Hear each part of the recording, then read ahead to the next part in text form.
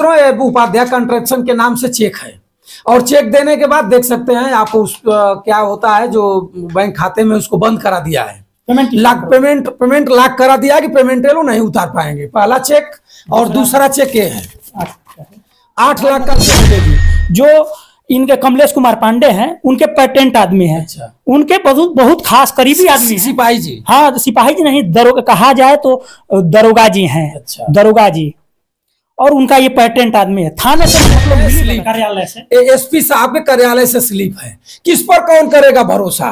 क्या कप्तान साहब पर भरोसा है कि हत्या होने से कप्तान साहब इस बालक को रोकवा देंगे? नहीं करेंगे तो मेरा पैसा दे दीजिए। पैसा भी नहीं दे रहा है, अब जान से मारने की धमकी दे रहा है। मैं तुमको देख लूंगा, अकेले हो मार दूंगा, खत्म हो जाएगा। उनके द्वारा 50,000 रुपए इनके अकाउंट में ट्रांसफर करवाया गया और 2 लाख रुपए मुझसे कैश इन्होंने मेरे घर से आकर, जो मैंने घर बनवाने के लिए सामग्री के लिए पैसा रखा था, तो वो आकर हमसे मांगे तो हमने दे दिया। तो कृष्णदेव मिश्रा है एक, जो यहाँ के करीमदीनपुर थाना अंतर्गत आता है, मिश्रवलियाँ ग्राम सभा, वहीं के वो निवासी हैं। उनके अकाउंट में 3 लाख रुपए ट्रांसफर कराया। बोला कि इन्हीं से मैंने कर्ज 3 लाख रुपए लिया। कौन कौन ट्रांसफर कराया? यही कमलेश कुमार पांडे रुपए ले लिया। आप 12 लाख रुपया कहाँ से पाए थे? 12 लाख रुपए मैंने, ये जो ग्रीनफील्ड एक्सप्रेसवे जा रही है, जो जंगीपुर से होते हुए माझी घाट जा रही है, उसी में मेरा जमीन पड़ा था, तो उसी के एवज में मुझे। नमस्कार साथियों, मैं बंसराज और आप देख रहे हैं व्यक्ति भारत। मित्रों, आज उत्तर प्रदेश के गाजीपुर में हूँ और गाजीपुर में मोहम्मदाबाद क्षेत्र पड़ता है और करीमदीनपुर थाना अंतर्गत मैं आज हूँ। करीमदीनपुर थाना अंतर्गत एक ऐसा फ्रॉड प्ले होता है जिसमें एक हमारे साथ जिस नौजवान को आप देख रहे हैं, अपने माता पिता का अकेले हैं। पिताजी नहीं है, माताजी मौजूद हैं और इस नौजवान के साथ एक ऐसा फ्रॉडगिरी लोग करते हैं कि थाना से लेकर के और कप्तान साहब सीओ तक चक्कर लगाते लगाते आदमी थक चुका है, लेकिन कोई सुनने के लिए तैयार नहीं है। आपको इस बात को जान करके आप एक बार हैमस खाइएगा कि आखिर में इस कम उम्र में नौजवान के साथ कैसा फ्रॉड प्ले। कोई नौकरी के लिए फ्रॉड प्ले नहीं था और कोई और कुछ मामला का फ्रॉड प्ले नहीं था। इस गांव से, जिस गांव में मैं आज बैठा हूं, इस गांव से बगल में, इस गांव के ठीक बाएं तरफ, मैं जहां हूं यहां से बाएं तरफ ग्रीनफील्ड एक्सप्रेसवे आता है। वो ग्रीनफील्ड एक्सप्रेसवे जंगीपुर के बगल से निकल करके चला जाएगा भरौली यानी बक्सर को जोड़ दिया जाएगा। इस ग्रीनफील्ड में इस नौजवान का गाढ़ी कमाई, बाप माँ के बनाए हुए जमीन ग्रीनफील्ड एक्सप्रेसवे में पड़ गई। ग्रीनफील्ड एक्सप्रेसवे में पड़ने के बाद आपको पता होगा कि ग्रीनफील्ड एक्सप्रेसवे के लोग अनुमानित लागत लगा करके सबके खाते में, सबके अकाउंट में पैसा दे दिए। इनको उसी तरह से पैसा मिला। पैसा मिलते ही इनके पास ऐसा कोई ब्रेन वॉश करने वाला आ गया या इनको छलने के लिए आ गया। इनको छलता है, कम उम्र का नौजवान है, इनको लंबी लंबी बातें कहा, लंबी लंबी सपना दिखा करके इनको छल लेता है। 12 लाख की डकैती, सरेआम कहा जाए तो 12 लाख रुपए की डकैती किसी ने किया। जो आप हमारे साथ बैठे हुए हैं, मैं इनसे पूरी बात आपके पटल पर रखूंगा। आप कमेंट जरूर करिएगा। और इसमें थाना चुप, एसपी चुप, उत्तर प्रदेश गाजीपुर के आले अधिकारी चुप। क्यों? या तो फ्रॉड जो किया है इनके साथ, या तो बहुत बड़ा अपराधी होगा, या बहुत बड़ा किसी नेता का उसके ऊपर हाथ होगा। मैं अभी विलंब नहीं करूंगा, आपसे मुलाकात इनसे कराता हूं। आइए, क्या नाम है? सबसे पहले मेरा नाम अमित कुमार तिवारी, ग्राम बद्दूपुर, पोस्ट करीमदीनपुर, थाना करीमदीनपुर के अंतर्गत बद्दूपुर ग्राम सभा है, वही गांव, उसी गांव का मैं मूल निवासी हूं। सबसे पहले मैं आपके चैनल को बहुत बहुत धन्यवाद देना चाहता हूं। मेरे साथ जो घटना हुई है वो कमलेश कुमार पांडे करकटपुर ग्राम सभा के मूल निवासी हैं। पिता स्वर्गीय राजेंद्र प्रसाद पांडे जी के पुत्र हैं और वो मेरे साथ अपनी ज़मीन बेचने के लिए मुझे दिखाया और मुझसे पैसा 12 लाख रुपया ले लिया। आप 12 लाख रुपया कहाँ से पाए थे? 12 लाख रुपए मैंने, ये जो ग्रीनफील्ड एक्सप्रेसवे जा रही है, जो जंगीपुर से होते हुए माझी घाट जा रही है, उसी में मेरा ज़मीन पड़ा था, तो उसी के एवज में मुझे पैसा मिला। तो मैंने सोचा कि अब तो ज़मीन हमारी चली गई, कुछ उसी पैसे से अपनी पैतृक संपत्ति को बना लूँ। तो वो हमसे वो तहसील में एनएच में मतलब पालों के साथ मिल के काम करता था। ये फाइल यहाँ से मैंने सुना है, देखा तो नहीं है, मैंने सुना है एनएच का फाइल जो है सारा ले जाकर ट्रेजरी ऑफिस में जमा करता था। तो वो मुझे फ़ोन किया, नंबर था उसी समय का, मेरा नंबर था उसके पास। एक दिन मुझे फ़ोन किया, वो समाचार पूछा, मैंने भी बताया उसका समाचार सब हुआ हाल चाल। उसके बाद बोला कि भैया एक बात है। हमने बोला क्या? पूछा कि अरे ज़मीन वमीन लेना है। तो हमने बोला कि हाँ लेना है तो है। तो बोल रहा था कि मैं ज़मीन बेच रहा हूँ, मेरे ऊपर ज़्यादा कर्ज हो गया है और मेरे पास कोई आय का स्रोत है नहीं, तो इसलिए मैं अपनी ज़मीन बेच रहा हूँ। तो सोचा कि क्यों कोई दूसरे को दूँ, अपनी जाति के हो, तो सोचा कि अपनी जाति के पास ही रहा जाए। तो ठीक है, तो मैंने बोला कि ठीक है, अगर विचार बनता हो तो बताइए। तो उसने कहा विचार बनाना क्या है, हमारी ज़मीन है, हमारे नाम से है, हमें बेचना है। तो मैंने बोला ठीक है भाई। तो उसने बोला कि भाई जिसका मैंने पैसा लिया है उसका दबाव आ रहा है मेरे ऊपर, और वो मुझे गाली उली दे रहा है, बेइज्जत कर रहा है, तो पैसा देना है। तो कृष्णदेव मिश्रा है एक, जो यहाँ के करीमदीनपुर थाना अंतर्गत आता है, मिश्रवलिया ग्राम सभा, वहीं के वो निवासी हैं। उनके अकाउंट में 3 लाख रुपए ट्रांसफर कराया। बोला कि इन्हीं से मैंने कर्ज 3 लाख रुपए लिया है। कौन कौन ट्रांसफर कराया? यही कमलेश कुमार पांडे। अच्छा, जो आपसे पैसा ठगी किया? हाँ, ठगी किया है। वही 3 लाख रुपए 1.5 लाख का आरटीजीएस मेरे से करवाया उनके अकाउंट में। उसके बाद 16 नवंबर को पैसा हमने ट्रांसफर किया उसके अकाउंट में, कृष्णदेव मिश्रा के। उसके बाद 18 नवंबर को अपनी पत्नी किरण पांडे जो है उनके अकाउंट में एक 3 लाख का और एक 2 लाख का आरटीजीएस करवाया। और उसके बाद 1,90,000 रुपये जो मैंने है अपने रिश्तेदारों से, मौसेरे भाई हैं मनोज कुमार उपाध्याय, उनसे 1,40,000 रुपये उनसे फ़ोन पे द्वारा इनके अकाउंट में, कमलेश पांडे के अकाउंट में ट्रांसफ़र कराया गया। और एक मेरे भाई हैं गणेश मिश्रा, उनके द्वारा 50,000 रुपये इनके अकाउंट में ट्रांसफ़र करवाया गया। और 2 लाख रुपये मुझसे कैश इन्होंने मेरे घर से आकर, जो मैंने घर बनवाने के लिए सामग्री के लिए पैसा रखा था, तो वो आकर हमसे मांगे तो हमने दे दिया, लेकर चले गए। अब डेट पड़ा 10 दिसंबर को, डेट पड़ा रजिस्ट्री का। बोले कि मुझे शादी में जाना है, रिलेशन में शादी है 2-3 जगह, तो वहाँ से मैं आऊँगा निपटा करके, तो मैं रजिस्ट्री कर दूँगा। मैंने बोला चलो भाई ठीक है, आप निपटा आइए। उसके बाद निपटा लिए। जब 10 दिसंबर डेट आया तो हमने बोला कि भैया चलिए रजिस्ट्री कर दीजिए, आप अपना वो दे दीजिए चौहद्दी और आधार कार्ड दीजिए, ताकि हम लोग नक्शा निकलवा के और उसका रजिस्ट्री का काम आगे कार्य पे ले जाए। उसके बाद इसने आनाकानी करने लगा। तब हम लोगों को शक हुआ तो भाई जब ये 2-3 बार ऐसा किया, 3-4 बार, तो हमने अपना पैसा मांग के, भाई रजिस्ट्री नहीं करेंगे तो मेरा पैसा दे दीजिए। पैसा भी नहीं दे रहा है, अब जान से मारने की धमकी दे रहा है, मैं तुमको देख लूंगा, अकेले हो मार दूंगा, खत्म हो जाओगे। कितनी जमीन आपकी इस प्रेसवे में गई थी? अब वही 7.5-8 मंडा गई थी। 7.5-8 मंडा। हाँ। उसके बाद पैसा जैसे आया, ये दलाल है? हाँ, दलाल है। इसको पता है, ये वो जो तहसील में कर्मचारी हैं, जो लेखपाल हैं, वो रवि कुमार पंकज लेखपाल थे, उन्हीं का ये पेटेंट आदमी है। मित्रों, मैं बता दूं आपको, जैसे पता होगा उस समय ये दलाल होते हैं। दलालों को पता है कि किसकी जमीन कब एक्सप्रेसवे में जा रही है, कब रेलवे की पटरी में जा रही है। उसके बाद तुरंत लग जाएंगे लोग, आ जाएंगे, लंबी लंबी बातें बताएंगे और छल करके जरूर लेकर चले जाएंगे। कुछ नहीं होगा तो चाय नाश्ता पर तो छल ही लेंगे, और इसी तरह इनको छल लेता है। इनको पता चल गया, लेखपालों के साथ रहा होगा, इधर से कागज उधर से कागज उधर करता रहा होगा। लेखपाल साहब कहे होंगे कि फला की जमीन जा रही है, फला की जमीन बताए होंगे लेखपाल साहब। लोगों को अच्छी तरह से पता हो जाता है कि किधर से कौन रोड जाता है। उसके बाद इनके यहाँ संपर्क करता है और बताता है कि मैं अपनी जमीन बेचूंगा और आप मेरे जात बिरादरी के हैं। जात बिरादरी को आप जात बिरादरी का झांसा देकर अपने जात बिरादरी को ठग लिया तुमने। तुमको शर्म नहीं लगी? तुम अपने औरत के नाम पर आरडीएस कराया, तुम अपने परिवार वालों को पैसा भेजवाया। आखिर में अब जात बिरादरी तुम्हारी कहाँ चली गई? तुम्हारी जमीन कहाँ है? जब रजिस्ट्री करना था, जमीन की बात हो गई थी, तो रजिस्ट्री का कितने जमीन की बात हुई थी? 1 बीघा 10 मंडा जमीन। 10 मंडा कितने में बात? 19 लाख में। 19 लाख में। हाँ। 12 लाख रुपया आपने दे दिया है। और शेष पैसा रजिस्ट्री के पास? रजिस्ट्री के दिन देना था। अच्छा। 10 दिसंबर को देना था। 10 दिसंबर 2025 को 24 को देना था। कितना दिन हो गया? लगभग आज से 6 महीने हो गए। 6 महीने पूर्व। अब तक फिर वो मिला कि नहीं? मिला थाना में, मैंने एसपी साहब को पहले तो थाने पे गया, हम लोगों ने एप्लीकेशन दिया तो एसओ साहब जो हैं वीरेंद्र कुमार बरवार जी, वो बोले कि एक यहाँ दे दीजिए, दिए हैं, ठीक है, यहाँ से कोई कार्रवाई हम नहीं कर पाएंगे, आप ऐसा है कि एसपी साहब के पास चले जाइए।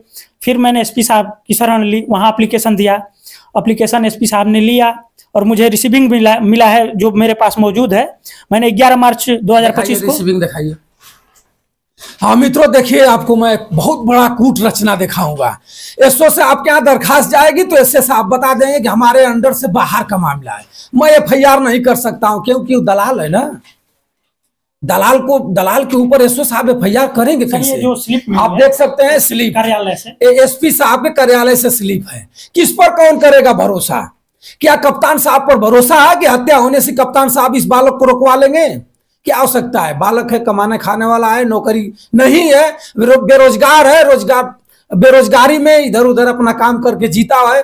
12 लाख रुपया ठग कर लेकर चले गए पंडित जी 12 लाख रुपया बिरादरी के नाम पर ठग कर लेकर चले गए। उसके बाद एसओ साहब एफआईआर नहीं किया तो उसके बाद एसओ साहब ने ही खुद कह दिया कि कप्तान साहब के यहाँ चले जाइए, हमारा गला छोड़िए, कप्तान साहब आपको निपटा देंगे। कप्तान साहब के यहाँ अब तक क्या हुआ? कप्तान साहब को मैंने एप्लीकेशन दिया 11 मार्च 2025 को। उसके बाद वो बोले कि ठीक है आप जाइए, मैं सीओ साहब को जांच के लिए भेजता हूँ। वो फाइल भी आई सीओ साहब के पास, बयान भी हुआ, वो डेट भी लिया। कमलेश कुमार पांडे जो है वो वहाँ सीओ ऑफिस में भी बोला कि मैं पैसा दे दूंगा, 2 तारीख को बोला। उसके बाद 2 तारीख को पैसा नहीं आया। फिर थाने आया तो थाने पे लिखित दिया अपने हाथों से कि 4 तारीख को बुलाया गया उसको थाने पे। यहाँ के जो हल्का प्रभारी हैं हमारे हरिश्चंद्र सर एसआई हैं, नायब हैं, वो उनसे डेट लिया गया थाने में। और उनके सहयोगी भी एक थे बाल मुकुंद दुबे जी, जो इनके कमलेश कुमार पांडे हैं, उनके पेटेंट आदमी हैं। अच्छा। उनके बहुत खास करीबी आदमी हैं। सिपाही जी? हाँ, सिपाही जी नहीं, कहा जाए तो दरोगा जी हैं। अच्छा। दरोगा जी, और उनका ये पेटेंट आदमी है, थाने से मतलब मिली भगत है, बहुत थाने का पेटेंट आदमी है। तो उनके सामने लिखित हुआ और वो अपने हाथों से लिखा कमलेश पांडे कि मैं इस डेट को 8 तारीख और 10 तारीख को 2 किस्तों में इनके अकाउंट में, जो मेरे अकाउंट में, अमित कुमार तिवारी के अकाउंट में ट्रांसफर पैसा करूंगा। फिर वो अकाउंट नंबर भी मैंने उसको भेज दिया व्हाट्सएप के जरिए। न तो अभी तक वो पैसा दिया मुझे और न ही फोन ही भी रिसीव कर रहा है। और उसके बाद मैंने उसको फोन भी किया तो रिसीव नहीं कर रहा है। चेक वोक दिया है? चेक मुझे दिया है, जो दिखाइए। वो भी मुझको नहीं दिया है, मेरे मौसी के लड़के जो है मनोज कुमार उपाध्याय, उनको जो 2 चेक दिया है, एक 8 लाख का और एक 7 लाख का चेक दिया, जो मेरे पास मौजूद है। चेक मौसी के लड़के के नाम से? हाँ, मनोज कुमार उपाध्याय जी के नाम से है। और उस चेक को भी उसने स्टॉप करा दिया, पेमेंट स्टॉप करवा दिया। आप देख सकते हैं मित्रों, चेक है। चेक किसके नाम से है? मनोज उपाध्याय कंस्ट्रक्शन, 7 लाख का चेक है। अच्छा। और देखिए मित्रों, उपाध्याय कंस्ट्रक्शन के नाम से चेक है। और चेक देने के बाद देख सकते हैं आप क्या होता है, जो बैंक खाते में उसको बंद करा दिया है, पेमेंट लॉक करा दिया कि पेमेंट लो नहीं उतार पाएंगे। पहला चेक और दूसरा चेक ये है, 8 लाख का चेक है। और इनके रिश्तेदार के नाम से चेक देता है और देने के बाद जाकर के पेमेंट लॉक करा देता है कि लोग उतार नहीं पाए। ऐसे फराडों के लिए कहाँ जगह है? एसपी साहब के यहाँ मुकदमा चल रहा है, एसपी साहब तारीख पर तारीख दे रहे हैं, सीओ साहब के बाबू उसका जांच करा रहे हैं। जांच कब तक पूरी होगी? और इस कागज को लेकर के नौजवान घूम रहा है और धमकी भी आ रही है कि अगर इससे आगे जाओगे तो तुम्हारा कलम कर दिया जाएगा, तुम्हारा मामला खत्म कर दिया जाएगा, 12 लाख तो चले जाएगा, तुम भी चले जाओगे, माता पिता के अकेले हो, तो आखिर में लड़का जाएगा कहाँ? कप्तान साहब सुनेंगे नहीं। कप्तान साहब कहेंगे कि मैं आदेश करूंगा तो एफआईआर होगा, मैं जांच करूंगा तब एफआईआर होगा, तब बाबा की सरकार है। कहा जाता है कि बाबा की सरकार में अगर जो गलत करेगा टांग दिया जाएगा। कब टांगा जाएगा? कमलेश उपाध्याय को, कमलेश पांडे को कब टांगा जाएगा? जो कमलेश पांडे इस निर्हीर बालक का पैसा ऐंठ करके बैठ गया है। आज 6 महीने हो गया। मैं तो कहूंगा कमलेश पांडे के खिलाफ आप कोर्ट में जाइए। पहले तो मैंने एसपी साहब को दिया है, देखिए उस पर क्या संज्ञान लेते हैं। अभी तक तो मामला जो फाइल आई थी वो जांच के लिए थाने से आख्या मांगा गया, तो थाने से आख्या जो हरिश्चंद्र देसाई हैं इस थाने के, हल्का प्रभारी हैं हमारे, वो आख्या लगाकर भेज दिए हैं सीओ ऑफिस। सीओ ऑफिस में मेरा बयान हुआ 11 मार्च को, अरे 11 अप्रैल को बयान हो गया है, पैसा नहीं दिया है। तो उसके बाद वहां से फाइल लग के एसपी ऑफिस चली गई है, अभी वहां से कोई आदेश नहीं आया है, न कुछ हमें ना आदेश आया है ना आदेश आएगा। अब इतना इतना प्रूफ के बाद अभी आदेश खोज रहा है कप्तान साहब। गाजीपुर के कप्तान महोदय अच्छे हैं, हमेशा चलते रहते हैं, फराडों को पकड़ते रहते हैं और जेल के सरीखों में भेजते रहते हैं। लेकिन इतना देखिए, आप चेक है, 2-2 चेक है, एक 7 लाख का चेक है, एक 8 लाख का चेक है, उसके बाद भी अभी जांच हो रही है। सीओ साहब के यहाँ जांच आई, सीओ साहब के यहाँ जाकर बयान देते हैं। उसके बाद हरिश्चंद्र एसओ साहब, हरिश्चंद्र तो आपका नाम अच्छा है लेकिन आपका कर्म अच्छा नहीं दिखाई दे रहा है। आप कहाँ है? आप भी एक बार अपनी कलम चलाते तो दे देता। और मैं आपसे मित्रों कहूंगा कि इस वीडियो को ज्यादा से ज्यादा शेयर करिएगा कि कप्तान साहब के पटल पर चली जाए। और कुछ आप कहना चाहते हैं? हाँ, कहना चाहते हैं कि वो धमकी भी दे रहा था कि अगर ज्यादा परेशान करोगे हमें तो हम तुम्हें जान से मार देंगे और कुछ नहीं कर पाओगे। थाने के जो आला अधिकारी हैं वो हमारे कहने के अनुसार ही काम करते हैं। यानी पाकिट के हैं? हाँ हाँ, पाकिट के हैं। कहा जाए दलाल होगा तो थाने वाले भी थाने का सर वो मिली भगत है। आपसे बताओ, अब कहा क्या जाए, खुलेआम क्या कहा जाए। थाने का पेटेंट आदमी है जो बाल मुकुंद मिश्रा हैं, वो उनके पेटेंट आदमी है, उन्हीं के संरक्षण में थाने में बैठता है। उनको हमारे सामने सम्मानित करके उनको कुर्सी दिया गया है। वैसे व्यक्ति को बताइए तो अपराधियों का मनोबल कहाँ जाएगा? उनके दलालों को सम्मान किया जाएगा और निर्हीर शरीफ लोगों को सम्मान थाना के लोग नहीं करेंगे। उनको पता है कि मैं थाना छोड़कर जाऊंगा तो सलूट कौन मारेगा?